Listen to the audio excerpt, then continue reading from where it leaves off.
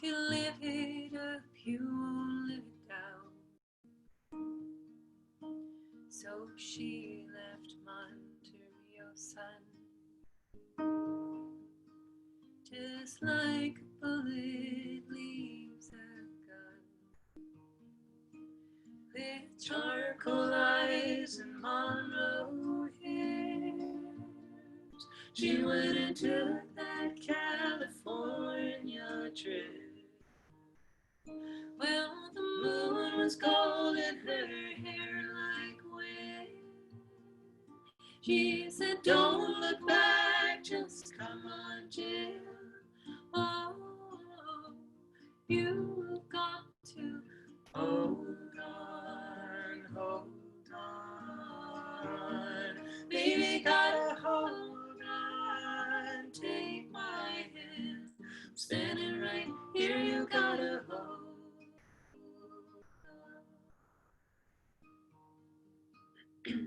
He gave her a dime store watch and a ring made from a spoon.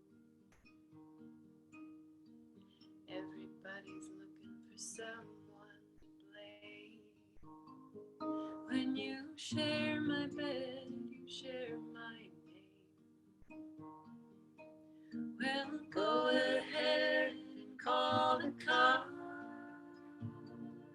You don't mean nice girls in coffee shops.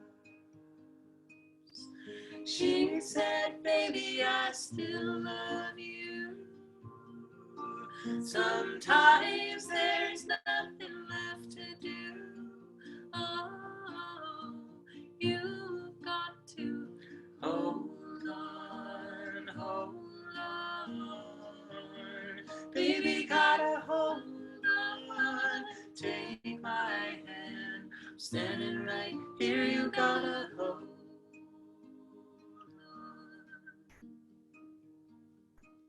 God bless your crooked little heart. St. Louis got the best of me. I miss your broken china voice. How I wish you were still here with me. Oh, you build it up, you wreck it down, and you burn your mansion to the ground. When there's nothing left to keep you here, when you're falling behind in this big blue world, oh, you've got to hold on, hold on. Baby, gotta hold on, take my hand. I'm standing right here, you gotta hold on.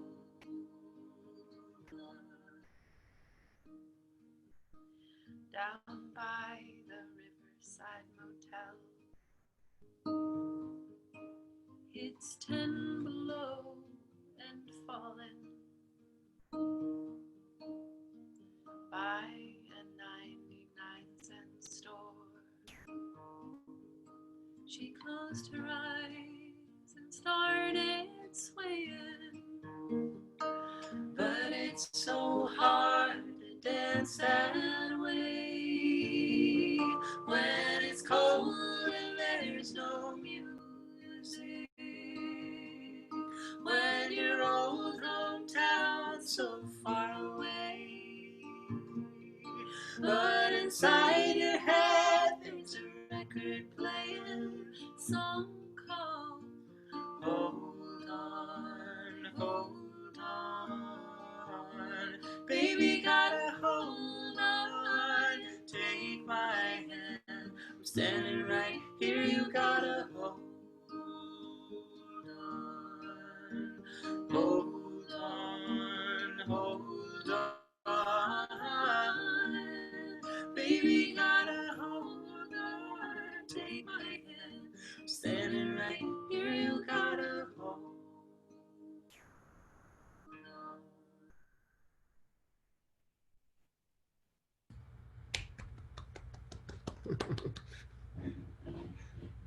Awesome. Thank you guys.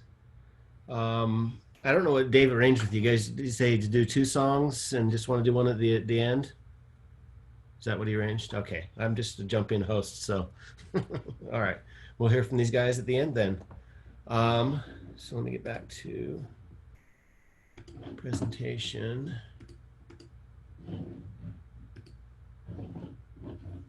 So I skipped some slides. I didn't realize they're in the wrong order. One thing beyond just wanting people to present and that is if you want to help out in any other way, we've got lots of little things. Dave's got some funny little descriptions of them here. We used to actually have a minister of fun, like for real. That was what's his name, KJ. Uh, but we have all these other ones: Denizen of Donations, Captain Cook. I don't know what that is. Maestro of Music. So somebody to find musicians for us.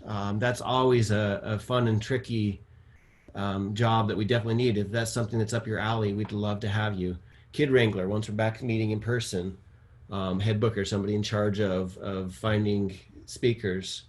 If you have finance expertise, anything, we'd love to have your help. It'd be great to see secular community continue on here in Utah County in the kind of the heart of Mormonville. So, and any help is welcome.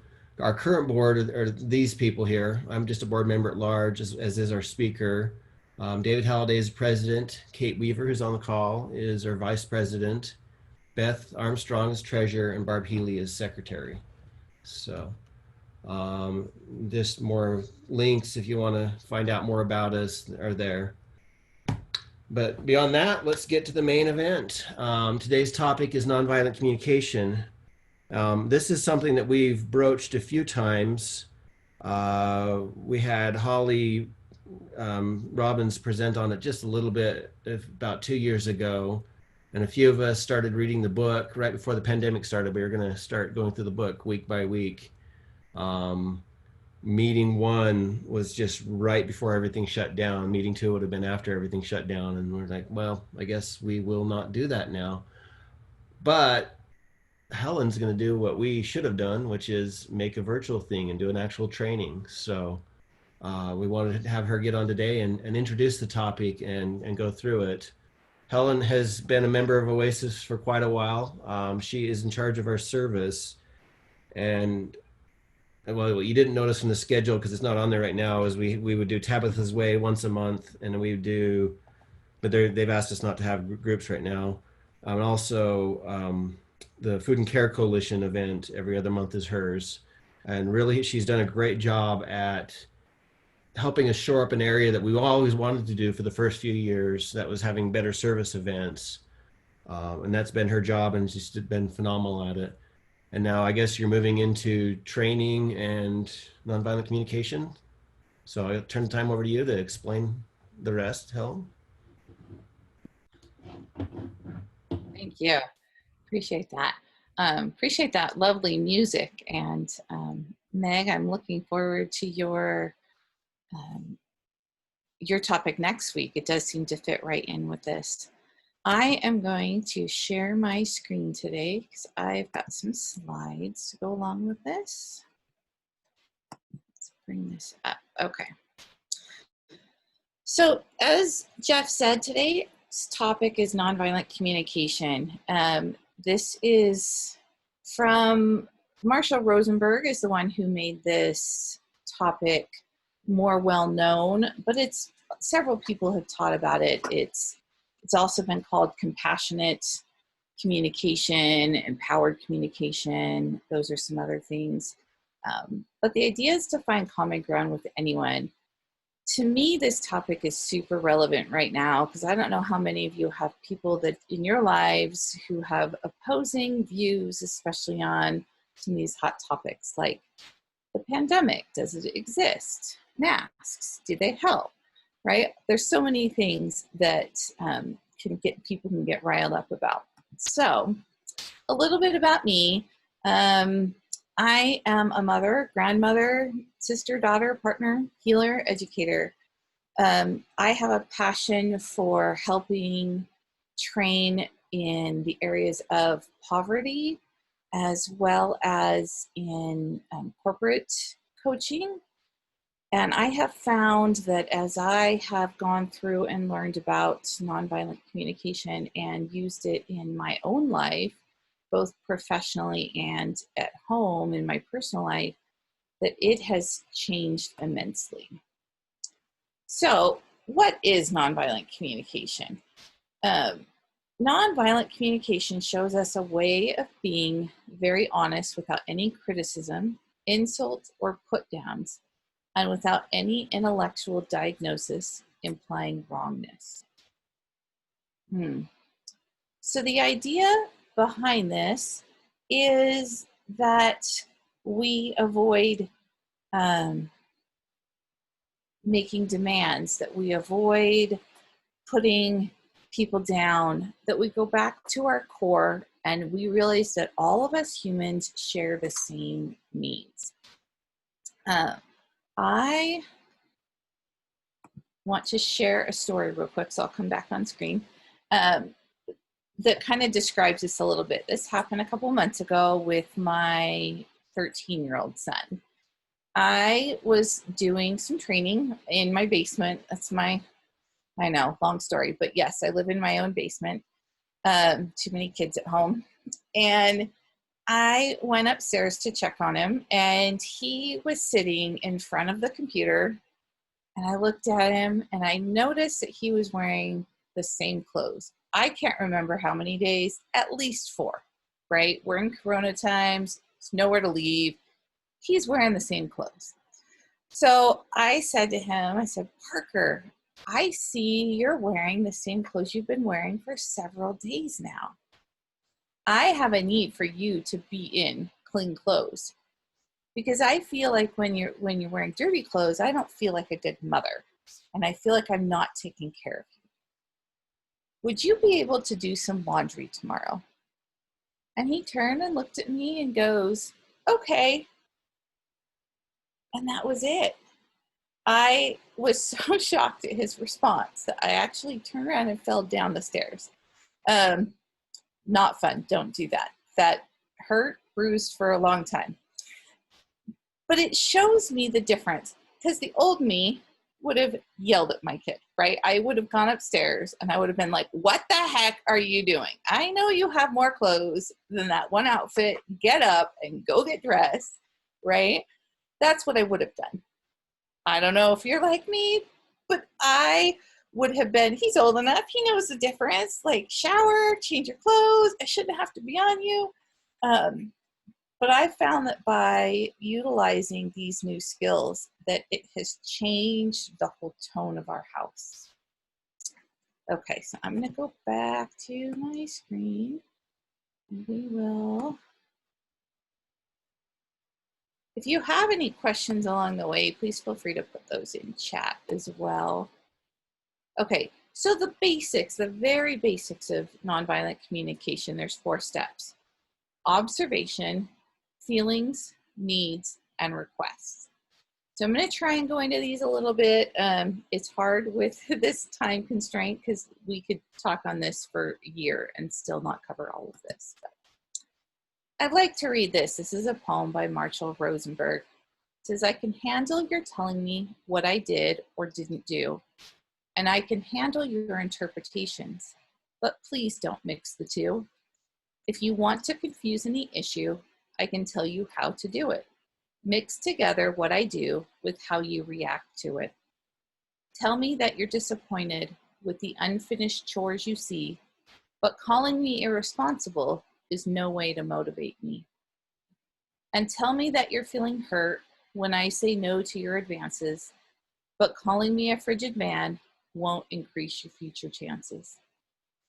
Yes, I can handle your telling me what I did or didn't do, and I can handle your interpretations, but please don't mix the two.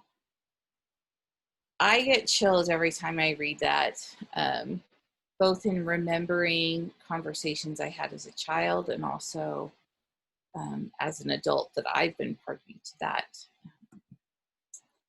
So the very first step is observation.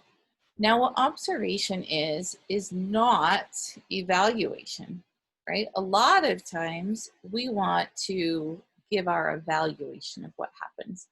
Observation is when you state the facts as if a camera was catching the scene and nothing more. So I've got a few examples on here. I'll just read a couple. But so the evaluation would be, you don't appreciate me cooking for you. The observation would be, when you come home late, I feel hurt. Or, Sarah never cleans her room. Perhaps the real observation is, Sarah hasn't cleaned her room in 2 weeks. So hopefully you can kind of see the difference on those that we take out, and we focus on the facts and not our feelings about the facts. The second step I'll focus on a little bit more because I think it's a little harder for a lot of people, and that's feelings. Number one, there's a lot of feelings that we use in American language that aren't truly feelings. All of these examples here are not really feelings. These are evaluations. These are judgments. I like to say it as, if it's not really a feeling, it can be argued. So if you take the first one and you say, I feel that you should know better. Well, if someone said that to me, I'd automatically get defensive, right? And I'd go, I do know better. So if it can be argued, it's not truly a feeling. So we've got to separate the language that we've been taught and that we've learned into true feelings. Some other interpretations. Got a list of this, and I'm happy to share this later, but just so that you can see, there's a lot of things that we use as feelings, such as abandoned, betrayed, diminished, pressured, threatened. These aren't actually feelings. These are interpretations of what's going on. So then there's two categories of feelings, and there's a huge list for both of these. So I'm not going to read all of these, but there's feelings that we have when our needs are not being met. And the first thing I want to talk about that with feelings is that it's super important to realize that both yours and others' feelings are not something that can be controlled. Feelings are not good and they're not bad. We have feelings that we have when our needs are being met and feelings we have when they're not. So these feelings we have, angry, ashamed, panicky, right? These are ones when our feelings are, our needs aren't being met, but they're not a judgment on us. So that's, I think, important to realize, is that we get feelings and they just come and they go, and it's what we do with them that matters. Oh, somehow I am missing a slide. I will find that somewhere, but I have another slide on when our feelings are being met. And of course, you can imagine what those would be: satisfied, happy, loved, taken care of, things like that. The next step is needs. Now, needs in this case refer to what the core value is and deepest human longings. These go back to saying that every human on the planet has the same basic needs. We need safety, we need love, we need affection. There's certain things that we need to survive, and they're the same for all of us, no matter who we are or where we're from. Oh, there we go. There's my slide. It's out of order here. So we'll just touch on this one real quick. This is the feelings when our needs are being met. So I personally have taken these feelings, and when I was first learning these, and I actually hand wrote them all out on huge sticky notes that I kept in my kitchen, or not my kitchen, in my hallway, in my main floor. They're not there at the moment because I've been using them to teach other classes, but it's a good way to keep a list, because sometimes we're not even aware of what our choices and our words are when we come, and we tend to use the same descriptive feelings. And it's wonderful when we can increase our knowledge and our understanding of the human language and what words are out there. It's both more empowering for us, and it's also helping educate others around us. Okay, so the needs inventory. This is some of our very basic needs.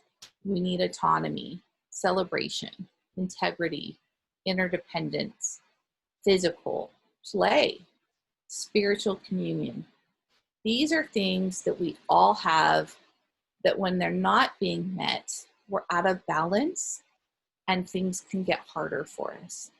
So learning what our needs are and going back and time to time in our lives and even checking them off and writing down which needs are being met and which ones aren't, and then finding a way to meet those needs really helps bring balance. So the final step is the request. So you'll see the number one thing on there is that a request is not a demand, right? It's not a demand. As a parent, this has been the hardest one for me to learn because I want to tell my kids what to do. I want to tell them what their chores are. I want to tell them where they're going. But when I have changed this, I have, as I mentioned, I have a couple adult children living with me, and one of them she's almost 22. We use our refrigerator.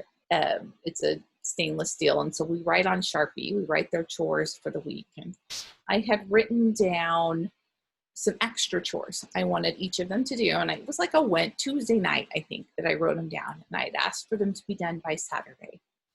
And she does work full time. She works from home and she's got a boyfriend, so she's constantly busy. But she came down probably Thursday later, several days later, and finally realized that those were up there and was, what? I can't do this. And it was a way for us to have a discussion instead of me just demanding and saying, too bad you live in my house, you have to do this.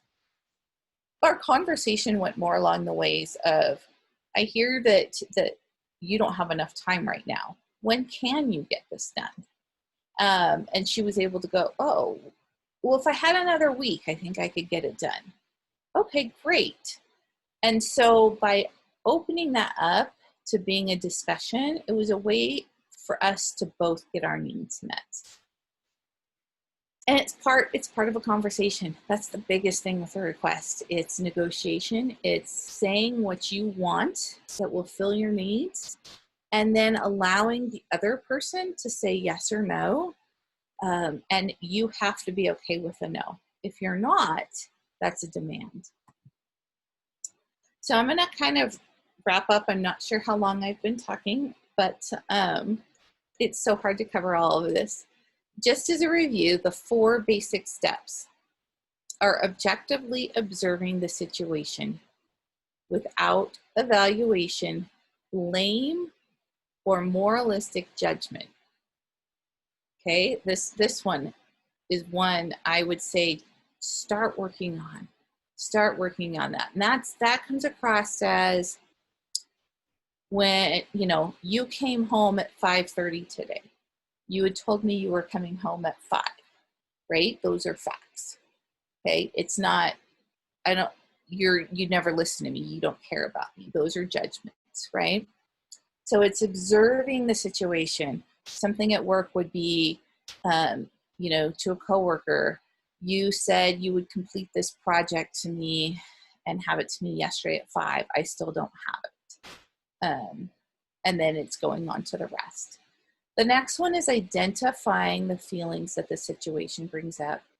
And that's to make sure that you are always in the I statements, right? I feel. So this thing happened and I feel scared. I feel, you spent $2,000 without discussing it with me. I feel scared. I feel that I'm not safe with our money anymore. Those are kind of things of feelings that it brings up.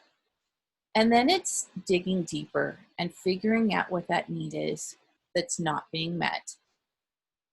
Finally, it's that request, having that discussion and saying, this is what would help me feel. And the best requests are ones that can be fulfilled right then. It's not next time, can you do this? It's right now, I do this, and I request that you apologize, or that you hold me, or that you, get it done. And now meaning within a relatively close time frame. Couple of resources that I would like to share with you. Obviously, the book, Nonviolent Communication by Marshall Rosenberg. I highly, highly recommend it. It's both in print and on Audible. I have listened to it several times and read it. They are a little bit different. The Audible version leaves out a few things, but it's still really good. Another thing that I have found that I really love is this iGrok app. Now this app, it's 99 cents. It's a one-time fee. It's super, I don't know the word. It's not in depth. There's not much on it. But what is on it is a list of the feelings and the needs and the reminder of the 4 steps. So especially as I was first learning and implementing this, I would often bring this up and go through and pick out those words. I'd be reminded of the structure. It's a really good resource. And then, as Jeff was sharing earlier, I want to invite you all to this Zoom class that we're going to be doing starting next Thursday. It'll run for 6 weeks. It is totally free.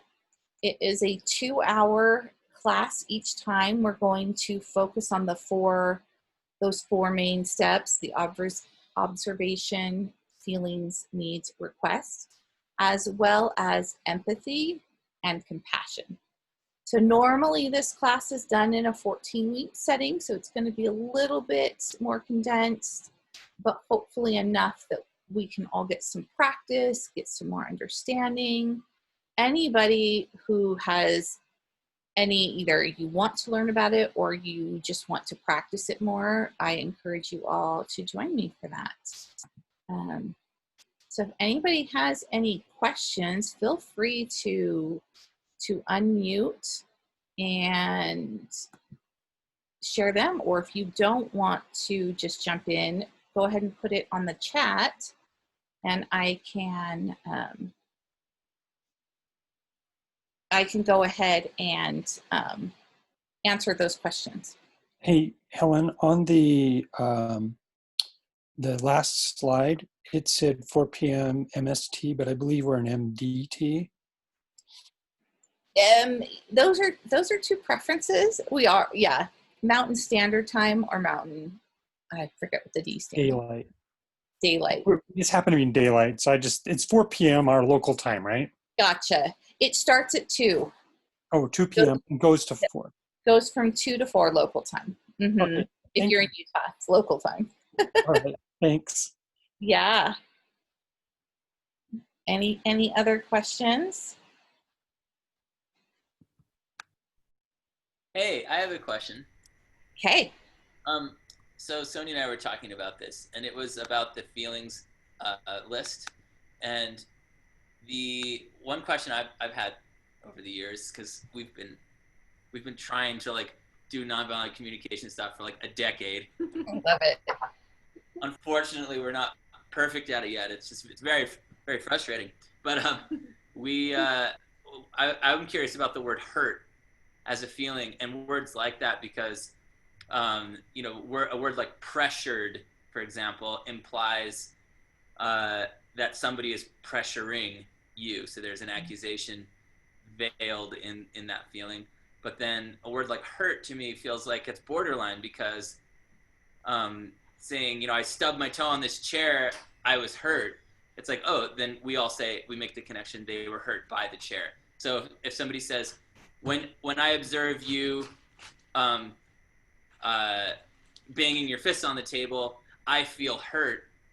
it's a sort of like, I don't know, maybe that's a bad example, but I guess what I'm saying is, it seems like hurt implies an actor who is hurting in the equation. And is that, so I guess when there's some words that feel like borderline like that, unlike a word like sad, or I feel devastated or something. I feel enchanted or something. I don't know. It seems like hurt implies an actor who's hurting, and some other feeling words fall into that category too. Yeah, absolutely. There's several words that fall into that, right? And I think a lot of that is, it's that next step of figuring out what need is not being met. So if you're feeling hurt, what need does that go along with? And usually when you identify the need, you'll actually change your word.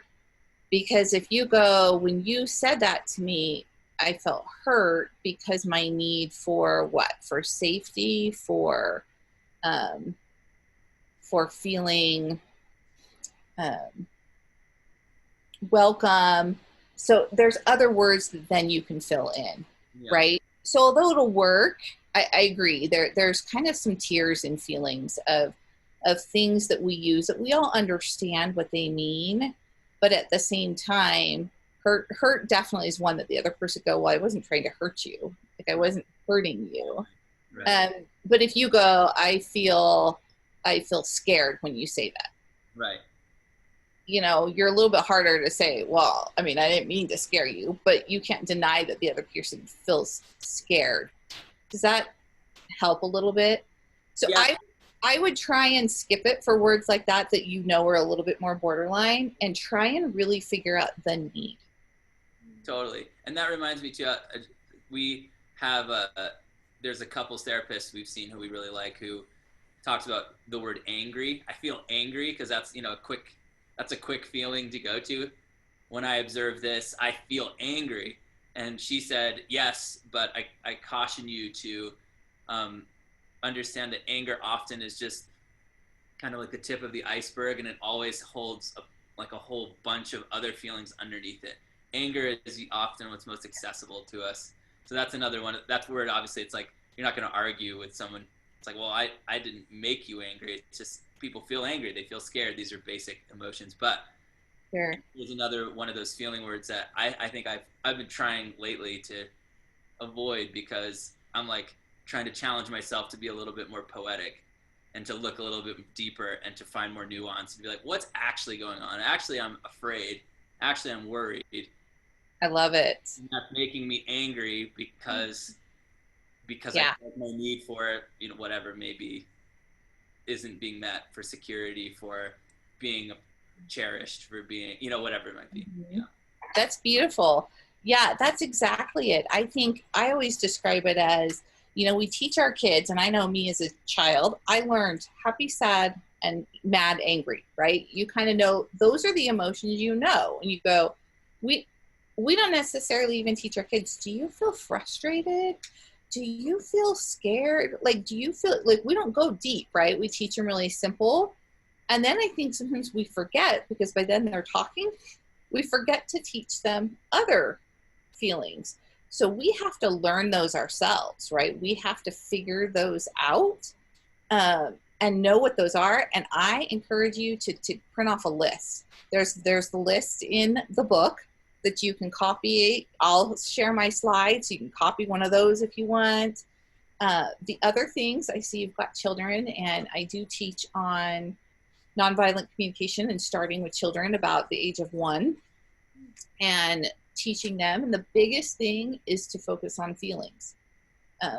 Having an emotions chart, having a feelings chart that they can, you know, there's so many out there. There's tons of those with different characters and emojis and whatever. Starting simple, or having more where they can pick out and you go, okay, this is this feeling. Are you feeling this? And starting to emulate that and speak for our children so that they can help identify. It looks to me like you're frustrated. Are you frustrated because that toy won't fit in that spot? Instead of just saying, you look so mad, stop being mad, right? I know that's it was my type of parenting. It's not anymore. I'm a little bit better with that. But just identifying those feelings, but we have to have the vocabulary for it. And where do we get that? So my fiance and I have really been implementing this into our relationship the last couple of years, and we each have printed copies of feelings and needs that when we were very first, we still do it occasionally, but when we were first trying this together, we would sit there and say, okay, let me get my list. I have something to tell you. And at first that might seem a little weird and hokey, but it works. Like, it works really well because, number one, it takes that step back where you go, I'm going to think about what I'm saying before I just spit out what I really might not mean.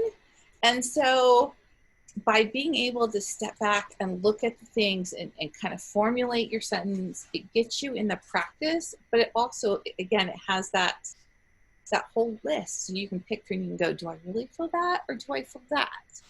Because there's a lot of emotions. I don't know about you, but there's a lot of emotions that were not part still. I mean, there's no way I use all of them because I'm still learning. But I would highly recommend, number one, an emotions chart to put up on your wall somewhere. It'll help your kids and you. But then to either use the app because it has a list, or print off lists and just practice. It's all about the practice. Awesome. Is that good? Are there any phrases that you used to use that you've really identified as violent that you wouldn't have thought were before? Or ones that you hear all the time from others that you go, now that you recognize that, you go, oh, that's more violent than I would have. You know, a lot of like, you never, or because you did this, I feel this, right? Owning your feelings. Nobody else can make you feel something, right? They are not making you feel that. They did something and now you have a feeling, but they did not make you feel that way. And so by being able to separate the two, that's been massive. Taking out words like should, you should do this. You told me you would always do this. Never. Those are evaluations. Those are often exaggerations, right? It's much different to say, we had a conversation and you told me you would get your chores done every day before you went to bed. But the last 3 days, you haven't done that. So I feel like I can't trust you. Not like, I feel that my trust in you has gone down because when you say something, I don't know if you're going to complete it. And so just being able to take out the exaggerations and focus on the one thing. The other thing is that's most important in this is to only bring up the recent event, right? We as humans, we are hugely into remembering every event that ever passed, right? Think of a young child and that morning they were super frustrated. You have a 2 or 3 year old and they threw the biggest tantrum. They were screaming and crying, and as a parent, you're pulling your hair out, and this kid is just crying because they're probably frustrated about something, whatever it is. You calm them down, you get them okay, and then they've moved on. They don't ever bring that up again. They don't forget. But we start to apply meaning to it, and then we remember. We remember everything that's happened, right? And we have a tendency to bring things up with, especially our closer relationships, right? At work, we might not do the bringing up the past, but we might go, for the last 2 years, you've always shown up late for our meetings, right? Those are accusations. Instead to say, for the past 2 years, you've shown up late to 6 out of the 24 meetings we've had. So when you start to take that down, no one can dispute that. Right? Because when you first tell me you never or you always, what's your first inclination? What are you talking about? I do that? Or, of course I never do that. And so you automatically want to get defensive. And so the whole point is to take out that need for defense and just say, this happened. And then you're like, okay, well, I mean, I can't say that didn't because that happened. And so avoiding generalizations, I would say, is the biggest thing that's changed for me, focusing on those facts. All right. Anyone else have any other questions? Okay. If not, We'll turn it back over to you, Jeff. yeah. Sonia, are you guys ready to sing another? You've gone quiet on video, so you guys ready to go? Yes. Let's bring it on you. We'll do a louder one this time, so Okay. hopefully it'll come through a little bit better. Yeah.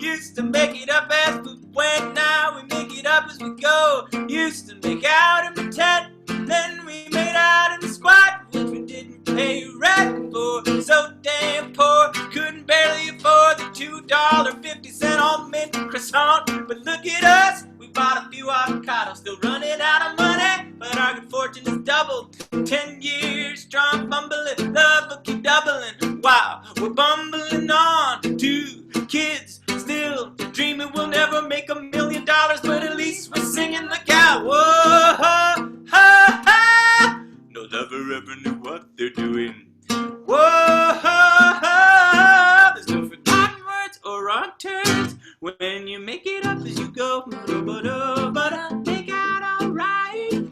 Well, up as we go. Alright. Well, hey, we gonna make it. Yeah, make it up as we go. Well, up as we go. All right. Yeah.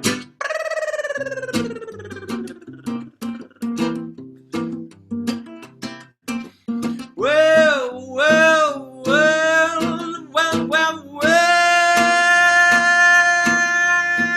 We'll never do a lottery scratch for a better match. We'll never be annoyed by someone new. It takes at least 2 years to see somebody's crazy. And with us, we know already that we're getting into. You're the one I want to keep. Come here, love, lay on my chest, put my arm to sleep. Oh, we combined our forces, could write some beautiful homeschool courses on how to live like wild horses and gallop down precarious western roads. Try to tell you that there's too much water and not enough boat. Just tell them love's the buoy, you're gonna float, it's how it goes. Whoa, ho, ho, ho. No lover ever knew what they're doing. Whoa, ho, ho, ho. There's no forgotten words or wrong turns when you make it up as you go. Well, you make out alright. Well, up as we go. Alright. Hey, we gonna make it.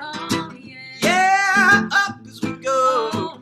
Well, up as we go. Alright. Hey, well, girl, come on.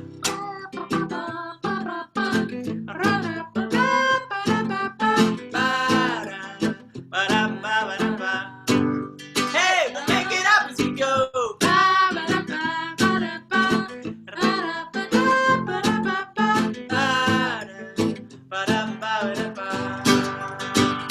Hey, and in the morning, well, and in the evening time, well, and in the midday afternoon, too.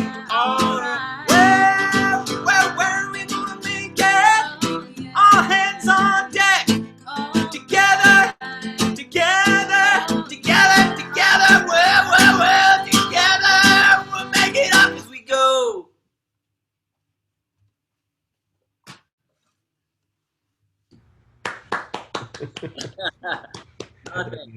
That's awesome, guys. Well, thanks everybody for taking part in the meeting today. Somebody dropped the links to Tiny Home there in the chat. I will also put them in the event. What we usually do is publish the thing to YouTube and stick it up on our website under the past events tab, and I'll spam that link everywhere. So their music is available. Where is you guys' music available? Just through your website or other places? Yeah, so we both have our own solo projects. Okay. Sonia Cotton, under her name Sonya Cotton.com, and her music explores a lot of shades of grief and praise. And my music is under the name Shake Your Peace, PEACE, shakeyourpeace.com, and that's like Afro-Caribbean rhythms mixed with bluegrass fiddle, mixed with gospel choir, mixed with all sorts of stuff with a sort of anarchist ecotopian perspective, and it's more like dance oriented. It's really fun. And then the first song we did at the beginning of this get together was a song that we sing more with Tiny Home. It's more like just like mellow and quiet. Apparently you couldn't hear it very well. We apologize for that, but it's more like lullabies and like just chilled out songs. Duets. Yeah, and that you can find. We have a website, tinyhomemusic.com, and then you can stream everything we've recorded on Bandcamp as well. Or Spotify or whatever. Or yeah, we're on Spotify now. Cool. Yeah. Thank you guys so much.